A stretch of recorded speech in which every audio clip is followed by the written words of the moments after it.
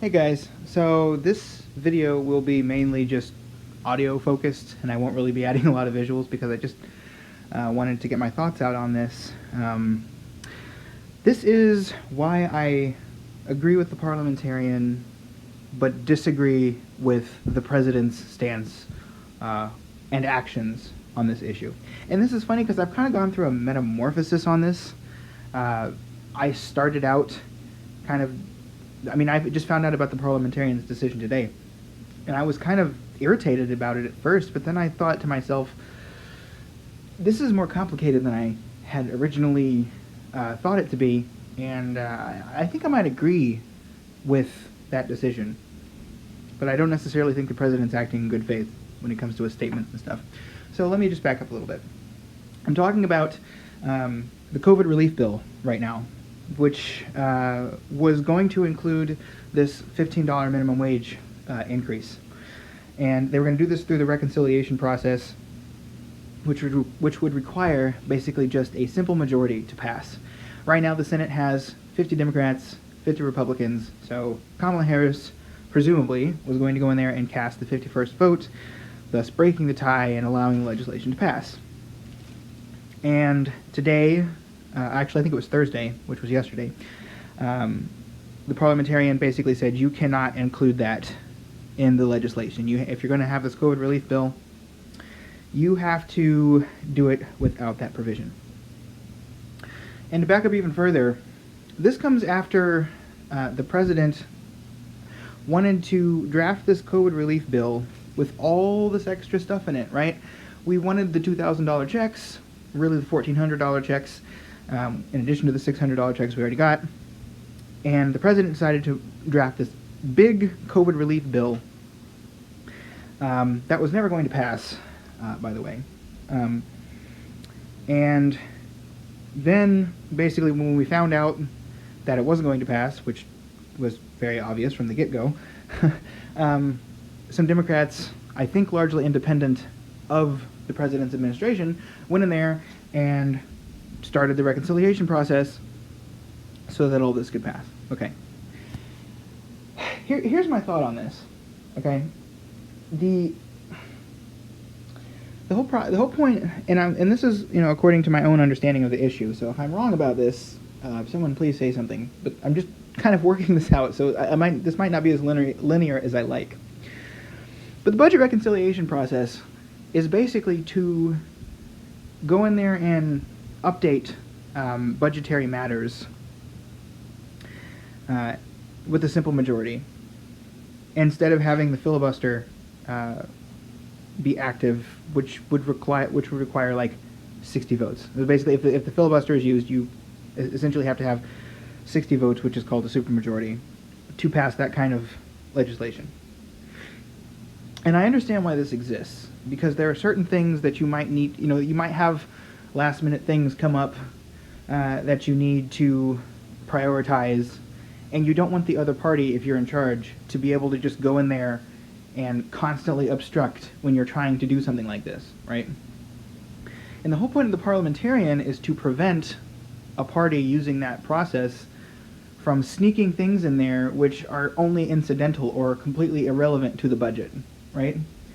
So if we decide that, we're going to do like we did last year and this year, hopefully, and provide more aid during a pandemic, that is a direct, using direct payments from the federal government, that is a budgetary issue, right?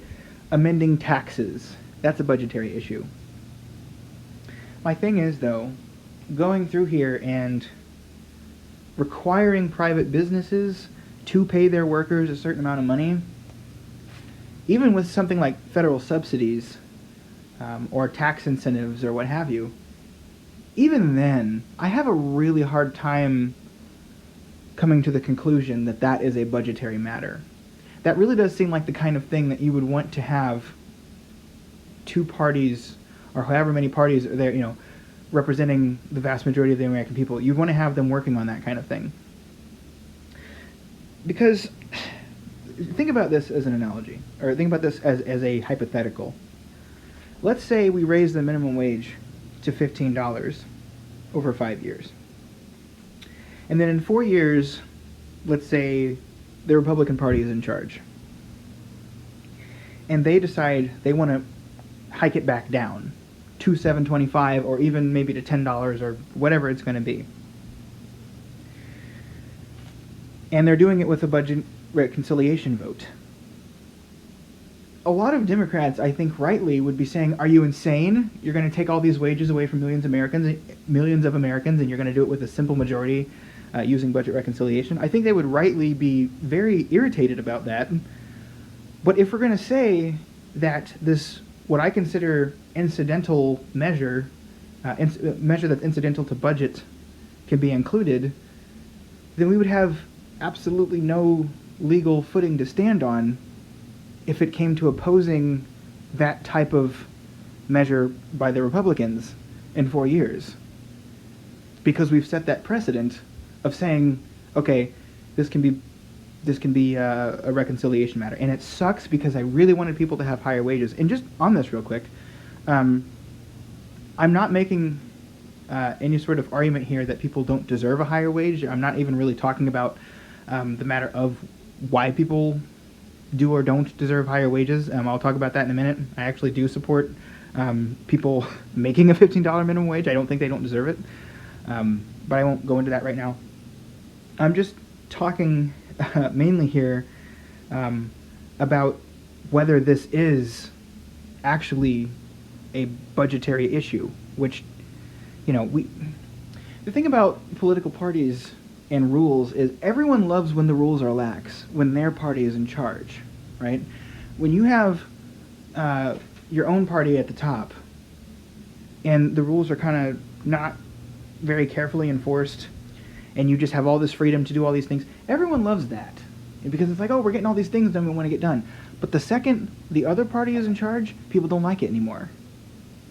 And I'm sorry, that's not how we should operate in a fair society. If you're working within a system where things are one way when you're in charge, but then they change back when the other party's in charge because you don't like them having the same power that you had, well, that's just not fair. That's just not that's not genuinely fair policy making. So I think if we're going to operate with a truly representative government where we have fair practices and fair policies, the same rules should apply no matter which party is in charge. So for that reason, I do think that, well, it sucks that we're not going to get higher wages this way. I do agree, I think, with the Parliamentarian. However, now let's get to the President. The President said on this decision, basically, I'm so disappointed in this decision. Well, he didn't say so disappointed, but he said he's disappointed with the decision, but he respects the decision. Here's why that makes no goddamn sense, okay? The President, or more specifically the Vice President, the President, because it is his legislation is related to this, even though the President's not supposed to be drafting legislation, right? Just like the President is not supposed to be independently declaring acts of war. But when's the last time we followed either of those rules, right? But the President and the Vice President, essentially, because of that setup, have the power to overrule the Parliamentarian, the Vice President specifically. Kamala Harris could come in and say, I disagree, this is a budgetary matter, we're going to include it anyway. And the Parliamentarian could not do anything about that. So President Biden saying that he is disappointed in this decision essentially means that President Biden thinks that this decision is wrong. He thinks the Parliamentarian is misguided. He thinks this is a budgetary issue and that it should be included. And he also has the power to overrule it. But he's just saying, nope, I'm not gonna. Now, I'm not inside of the President's head, but that makes no sense to me. Because I would think if he thought this was a bad decision, then he would just simply overrule it if he thought it was wrong. Because which is more important? Having proper budgetary rules go through in the Senate and making sure that these measures are, the process for these measures is being executed properly, or like not being rude to the Parliamentarian? Like which one of those two things is more important, basically? I would argue that you should exercise your power to make sure that proper rules are being followed. And if you think the parliamentarian made a totally incorrect decision about this, then you should just go ahead and overrule it. But they're not going to. And here's the reason I think the president's doing this. He wants the support of the people on the left who wanted a $15 minimum wage. But he also... he wants the support of people on the left, basically, like I said, who want the $15 minimum wage, but he tends to treat people like they're not very intelligent sometimes. I think he also doesn't want to set a bad precedent or something. I genuinely think that. If I was a because the thing is, if I thought that the parliamentarian made a good decision, but I also wanted the wage to pass a certain way, what I would have said was, hey guys, look, we wanted this to happen with a 60-vote supermajority. That didn't happen, so now we had to go to budget reconciliation, and the parliamentarian has ruled that this is not a budgetary matter, and I agree with that, and while it sucks, I'm sorry, this is the best we could do given those facts. But Biden is not going to do that because he knows that would be very bad PR for him with the left, so he hasn't said it that way. Like, this is essentially basically like a teacher saying, like you have a rule in a school that's like, a teacher can't do blah blah blah, and the principal has final decision about whether the teacher violated the rule, and the teacher comes to the principal and says, you know what, I think that I did follow the rule correctly. And the principal says, you know what, I'm so disappointed in that decision, but I respect it. You'd be like, what? No, if you think the teacher violated the rule, then you should pass down the proper action. You shouldn't just take someone's word for it who's actually lower than you on the totem pole when you think they're dead wrong. Like, that would make no sense, right? And this brings me back to my broader issue with the president on this. The president essentially got elected, or not the president, but excuse me, the president essentially got the control of the Senate back through this COVID relief check thing, okay? He had the power to go in there and say, we're going to push for reconciliation right off the bat because the Republicans are probably going to fight us on the $1,400 checks. Some prominent Republicans, including Donald Trump, said they wanted $2,000 checks, but a lot of them didn't, I think, if I remember correctly. So, knowing that, the president probably could have just gone in there and said, you know what, we're just going to push for this right off the bat. Budget reconciliation, $2,000 checks, we'll worry about the other stuff later. We just need to make sure we get these checks out. Or even he could have used that to even say, well, let's just, have regular checks through the end of the pandemic and detach it from the other things. This is the most important thing, just to provide this relief to the American people. And done that right off the bat. He didn't do that. He bundled it with a bunch of extra stuff. And then, on top of that, he basically didn't push for reconciliation when inevitably it didn't work, right? Which we knew it wasn't going to, as I said in the beginning of this video. And now he's kind of doing this thing where he's trying to be on both sides of the line. He's trying to demonize the Republicans for not wanting to pass things when he himself set up the situation whereby we needed Republican support. And this is my fear with the president. And I don't really want to push too hard on this because it sounds a little conspiratorial. But my fear with the president is that he's saying these things like he wants a $15 minimum wage, but he doesn't really want those things. He wants the support of the left, who overwhelmingly support those measures because of people like Bernie Sanders, who push the window to the left. But he behind the scenes, he doesn't actually want that. Because let me tell you something. If I wanted to, at every opportunity, say I'm pushing for something and really want it, but then behind the scenes make sure that it doesn't pass, I would do exactly what he's doing. I would make a giant bill with a ton of stuff attached to it that the Republicans would never vote for in a million years. Like, if I had to put a percentage on it, I'd say it has like a 5% chance of passing with all that stuff, maybe. I mean, maybe, right? I would do that and then turn around and complain that it was the Republicans' fault. Guys, he controls certainly the presidency and also the House and the Senate, right? And you can't just pass everything with a simple majority, but like they're in control of all three of those things. How can they constantly blame the Republicans? And another thing you have to keep in mind is that Republicans don't have the same amount of like he treats them so nicely. They don't have this concern. A lot of them are just ruthless when it comes to trying to pass these measures that do whatever is on their agenda, right? So I don't understand why he has all this concern for this political pageantry. You know, so that's my concern about the president. You can't go out there and put all these things in there that the progressives want and then not have the follow through to actually fight aggressively to get them through. If you're going to package, you know, a $15 minimum wage into this plan that has to pass through budget reconciliation, you have to be willing to go in there and be aggressive and overrule the parliamentarian and stuff like that if you actually want to get it done.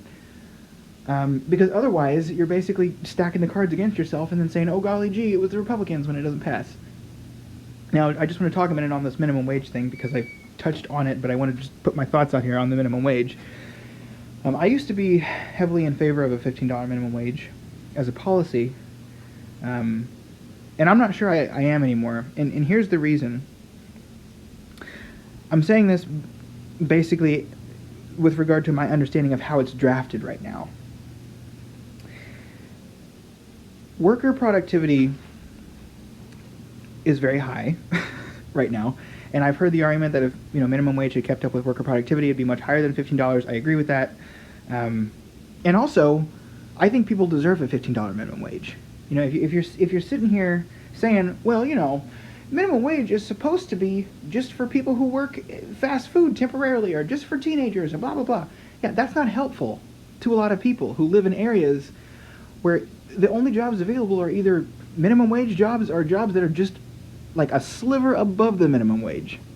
So if you live in one of these areas where the minimum wage jobs are pretty much the only jobs available, you can't then say to those people, well, you should just pull yourself up by the bootstraps and try to get promoted and blah blah blah blah blah, because I'm sorry, that doesn't make any sense in that scenario, right? Because these people, through no fault of their own, live in an area where those are the only jobs available. And someone's always going to have to work those positions.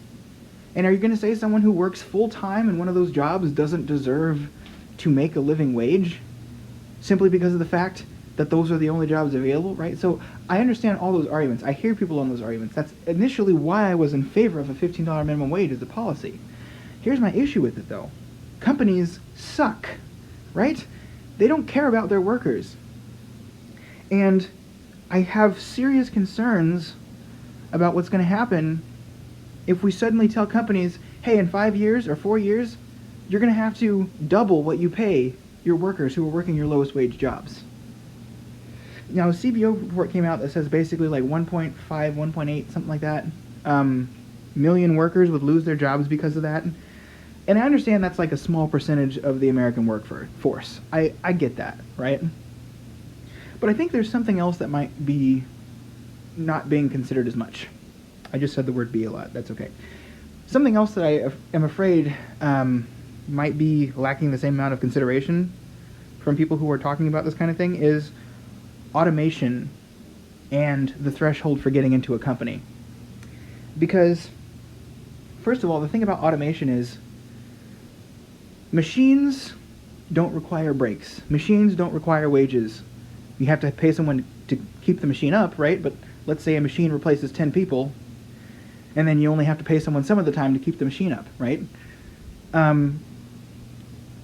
You don't have to worry about those things with machines. And companies can say whatever they want, to the public, no matter how benevolent the CEO or whoever is running the company seems, behind the scenes, they're going to prefer a machine every single time. And it's not just machines. It's user interfaces that are hosted online, or it could be automated phone systems, or any number of things that replace a worker with something that is not like a living thing, just a machine. You get it, right? I worry about the long-term effects of companies basically massively cutting hours back or firing people on just progressing this trend of automation. The effects that's going to have down the line if we suddenly increase wages this much. I worry about, okay, with all this automation, how much skill is going to be required to get into a company now? Because before, maybe if you're working a very low-wage job that is not considered quote-unquote skilled work, but I would argue there's no such thing as unskilled work, but regardless, let's say you're thinking about one of those jobs, and a lot of those jobs get cut, okay? Now, you're going to have to know how to operate a lot of these new resources for this company. And we have a lot of older people who are in the workforce now because a lot of older people have to go back to work to make ends meet. And a lot of people are not getting to go to college because the economy is so bad. These are all things we have to consider. So if you're going to pass legislation and not have some sort of extreme measure to mitigate these effects, provide more incentives to companies who refuse to just automate jobs away and stuff like that, I don't know that that's a good idea. I mean, it's such a complicated thing. You're talking about, you're talking about the wages of millions of Americans, and very small companies and large companies alike, like large companies that have the power to just lay a bunch of people off, small companies who might not be able to pay workers what the minimum wage requires in 5 years. You're basically shifting a lot of that around. And you really have to think about this before you pass this kind of legislation. So when you consider that and bundling this in like a COVID relief bill, I mean, I'm very far left. I'm a lefty, right? But even I have these concerns about this. And when you bundle something like this in a relief bill with in a Senate full of Republicans and moderate Democrats, like Joe Manchin, who I consider to be actually more of a Republican, but nonetheless, that's something that really probably wasn't a good idea. And I don't really know what the idea. By the way, I don't really know what the what the solution is on minimum wage. I just think maybe we should. I mean, there are drawbacks to everything. I thought, okay, maybe, only workers who work above a certain amount of hours get higher wages. But then I thought, no, that's just going to incentivize companies to not give people more wages or not give people more hours. That's going to make the problem worse. I thought maybe companies of a certain size should have to pay higher wages, but then they have the power to fire more people. They have more power to, they have that cushion where they can stand to lose those workers and just, hire someone else who's just going to say, yes, sir. There's all these things to consider, and I don't know what the solution is, which is why recently I've said, okay, let's at least try to get minimum wage to what it was in 1968, if adjust it for inflation, $11.50, $11.75, something like that. Get it around there and see if we can make adjustments once we get it there. And I've had a lot of people just say to me things like, well, you must not think that American workers deserve that money. And I'm like, that's not it. Please don't call me names and say I'm super privileged because because I have these concerns, right? That's not where I'm coming from as far as that. But this is a serious issue, and a lot of people really need higher wages, and it's a very complicated issue. But that is the reason why a lot of people are just really yearning to have higher wages and stuff like that, and that's why a lot of people are very disappointed in this decision by the Parliamentarian, and in turn with Joe Biden and Kamala Harris for not going after this. But like I said, since this is so complex and mainly just purely incidental, since there are so many moving parts to this legislation, it probably shouldn't be included in the budget reconciliation. But again, I think the president is trying to play both sides of the aisle here. He's trying to, get the lip service. He's trying to give lip service to the left and get their votes, but he's not willing to actually go to bat to get these policies done if he's going to go that route and get these things done. I think he should just come out and say what he wants, basically, which is, look, I'm more of a moderate. I don't want a $15 minimum wage if that's the case. Or say, look, I want a $15 minimum wage, but I heavily value the traditions of the Senate because I think it's important for precedent, and I think we need to follow those rules. And so in this case, I agree with the Parliamentarian. Like, he should do something like that, and he will have my support a lot more. Because even if I disagree with you, if you tell the truth about why you're doing something, and you're not just, trying to look good for everybody at the same time, I'm much more likely to respect you. But I also think this is a problem with the president, because I did not support Joe Biden. Like I said, I would respect him if he came out and said those things and told the truth, but the truth is, President Biden is very good at saying he wants something and then basically turning around and not fighting for it in the way he should, right? And a lot of people in the center or the right are saying, well, you leftists, you just want everything, and it's just, it's so unrealistic and pie in the sky, and it's like, no.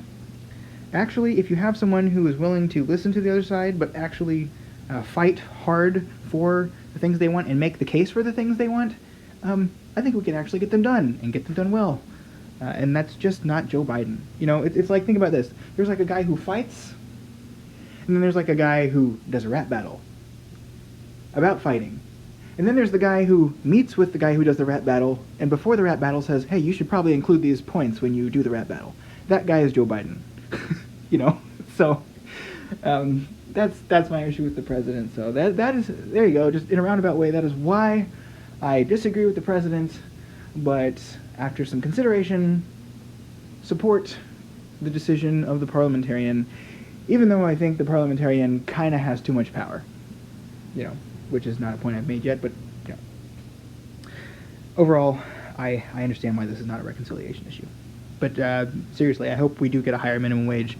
Like, a $12 minimum wage over however many years would probably be great at this point, and with a lot of provisions like I talked about to prevent a lot of these issues. So those are my basic thoughts on this. I realize this was a very long video, but thank you for watching, and I hope you are still awake and here. Be sure to subscribe if you like more rambling videos like this, and until next time, I will see y'all next time. Bye-bye.